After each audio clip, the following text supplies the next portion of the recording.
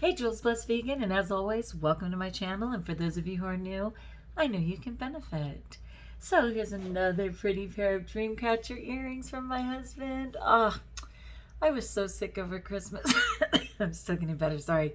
And my birthday, that he just hooked me up. And I'm going to keep showing those earrings because it's so much fun. A little lipstick and earring, I'm good to go. So blessed to not have to wear any makeup or anything on my face. Just a little pop of color and some earrings. What's up, y'all? Anyway, such a blessing. So I have a lot to do, but of course I want to check in with my JBV community. And I decided I'll just go ahead and do a daily reading out of Overeaters Anonymous for today.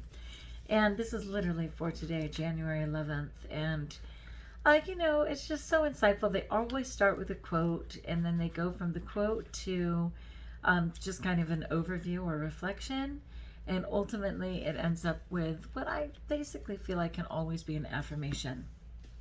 So January 11th, it says, how much time he gains who does not look to see what his neighbor says or does or thinks, but only at what he does himself, to make it just and holy.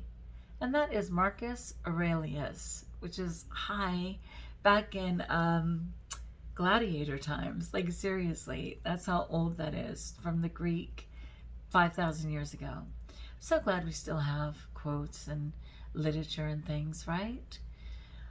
So let's read it again because it's so brilliant. How much time he gains and does not, how much time he gains who does not look to see what his neighbor says or does or thinks, but only at what he does himself, to make it just and holy.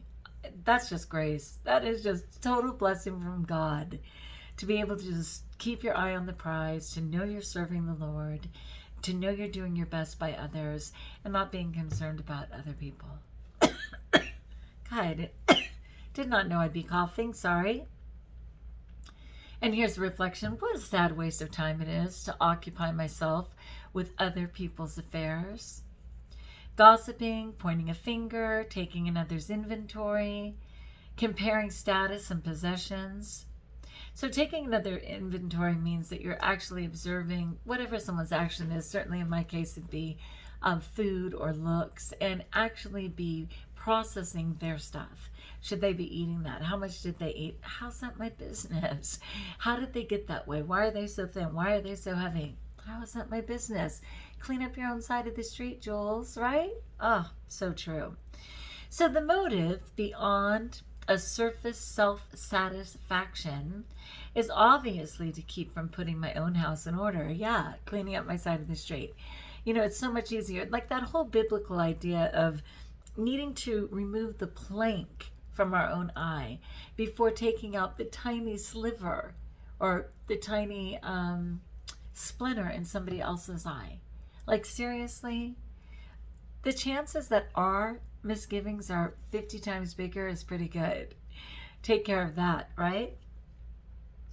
So it says that is a full-time job, taking my own inventory, making my own amends, becoming more aware of my own defects. And of course, the grace of letting all of that go as they are discovered. But, in the 12-step program, for step 4, you do a personal inventory. And step 5, you give that away. Am I saying that in the right order? I think I might be saying them in the right order. Maybe not, but that's okay. You get the idea. So you go through this whole inventory of your life, and then you decide what is it that you have to make amends for. And then finally, after you've worked those steps, when you get to step 10, that's just a daily quick check. You just do a daily quick check to see, is your house in order? Do you owe an amends to someone? It's a really good way to just keep on track. So then it says, there is surely no more exciting adventure, no greater privilege than to continue working the program of recovery, because it's layered. You can only get more evolved and cleaner and deeper understanding. And here's basically what I think of as that affirmation for today. There is never enough time to work my own program and someone else's. Word. Okay, one clean one. How much time he gains who does not look to see what his neighbor says or does or thinks, but only at what he does himself to make it just and holy. Marcus Aurelius. What a sad waste of time it is to occupy myself with other people's affairs, gossiping, pointing a finger, taking another's inventory, comparing status and possessions. The motive, beyond surface self-satisfaction, is obviously to keep from putting my own house in order. This is a full-time job, taking my own inventory, making my own amends, becoming more aware of my own defects. There is surely no more exciting adventure, no greater privilege than to continue working this program of recovery. For today, there's never enough time to work my own program and someone else's. Dun, dun, dun, dun. All right, my friends, I'd love to know what you think. I'm continuing to be clean. But with that idea of good, better, best, today was definitely good. Like, I unfortunately was starving. Our kitchen sink broke. I had only had about 700 calories for the whole day, and it was already 7 o'clock at night. And my husband was like, oh, let's go out. We did end up going out, and of course, vegan. But I was pouting over the salad because it was just this tiny little bowl of nonsense with 2 cherry tomatoes.